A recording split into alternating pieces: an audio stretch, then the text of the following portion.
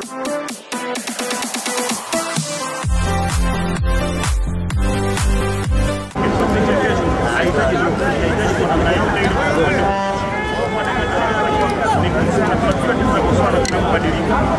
na aina ya mpira jinsi ambapo wanacheza. Na timu moja ambayo inaweza ikashinda tu Denga.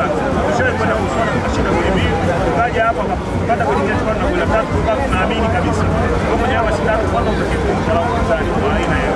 Tunaweza kuenda na badilika lakini kuna kocha mzuri ambaye anaenda ni Morocco kwa wachezaji kutenda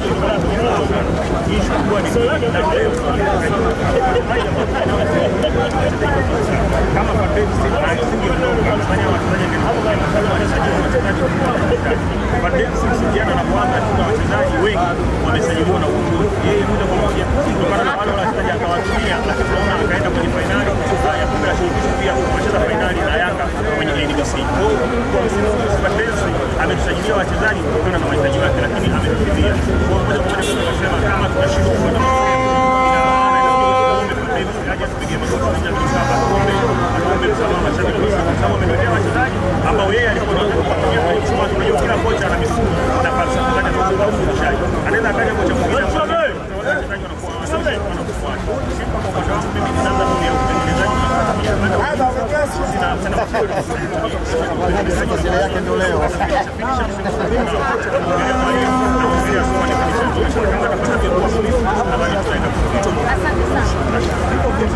anakuja Dar es Salaam Africans.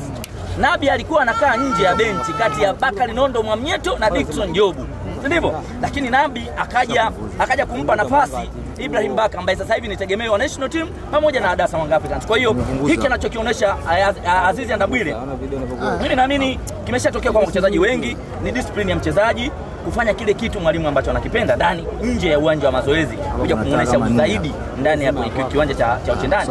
Kuna namna ambavyo Young Africans haijawa makini zaidi kwenye eneo lake la mwisho, nikiwa na maana ya eneo la ushambuliaji wa klabu ya Young Africans. Of course, hili ni tatizo sasa hivi la dunia. Ukiangalia hata Simba Sports Club, klabu yangu, tunapitia hiyo changamoto. Dar es Salaam Africans, eneo ambalo mimi kwangu namuomba mwalimu kama atanisikia awe ana option moja kwenda naye huyu End Boyeli. Kwangu mimi namuona ni bonge la striker ambaye anaishi eneo lile la 18.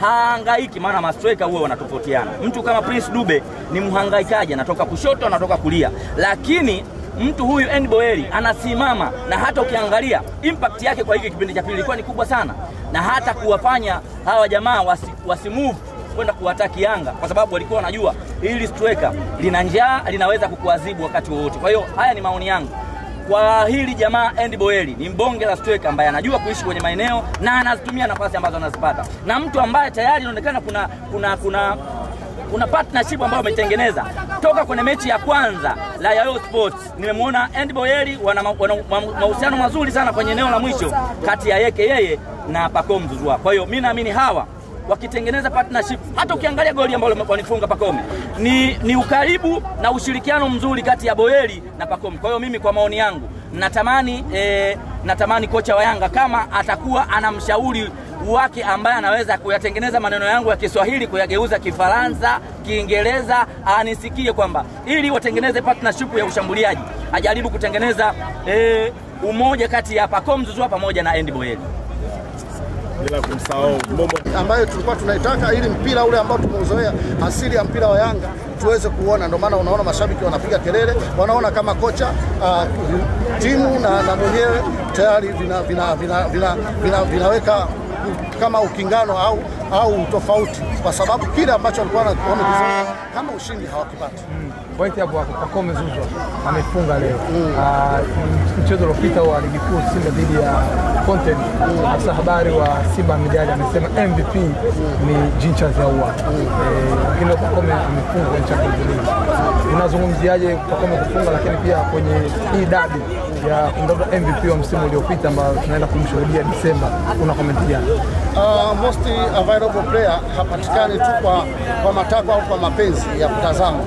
Ukiangalia Ahoua ndio inawezekana akascore magoli mengi, lakini vitu kama MVP, yani kuangalia ule mpira ambao umeweza kuchezwa na eza awe kiungo au ni nani, lakini ule uhalisia wa uchambuzi kwamba kumpata most valuable player kwamba anapatikana wa namna gani. Achana na hao mashabiki na pia hata huyo ana mapenzi na timu yake, kwamba unatakiwa kitu gani kiweze kufanyika.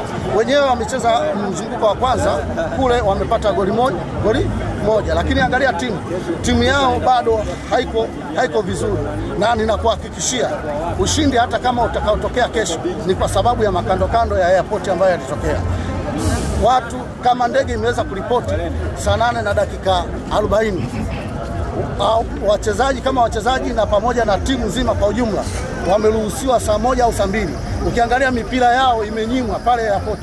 Ukiangalia vitu vingi, hata madaktari wale wamenyimwa zile dawa kwa ajili ya kuwatibu. Kwa hiyo ujanja mwingi sana ambao unatumika ndio unaweza ukawasaidia kuweza kuscore au kushinda kwa kesho, lakini kama mpira uwe wazi, wale hawana uwezo wa namna hiyo.